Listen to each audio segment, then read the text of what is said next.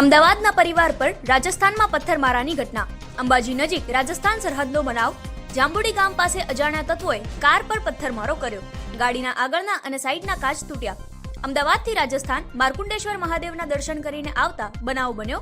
ગાડીનું પાછળનું ટાયર ફાટી જતા જીવ બચાવવા અમદાવાદ બાપુનગરના પરિવારે 3 પૈડા પર કાર ભગાવી।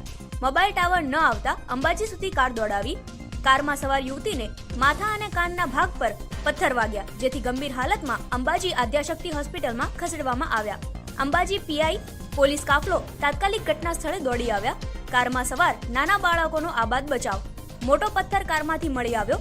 અસામાજિક તત્વોની યાત્રિકો પર હુમલાની ઘટના। ઇકો ગાડીમાં 2 પરિવાર રાજસ્થાનથી અંબાજી તરફ આવી રહ્યા હતા।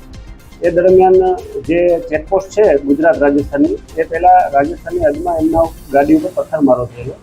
ગાડીનો કાચ ફૂટી અને બેનને કાન ઉપર ઈજા થયેલી હતી અને ત્યાં આગળ ફોનનો ટાવર ન આવતા તેમણે ગુજરાતની હદમાં આવી અને ફોન કરેલ 108ને અને ગાડી ભગાવતા ગાડીનું પાછળનું ટાયર ફાટી જતા ખોડીવડલી સર્કલ સુધી ગાડી લાવેલ અને બેનને 108માં દાખલ કરેલ છે અને આ બાબતે આગળની તપાસ ચાલુ છે।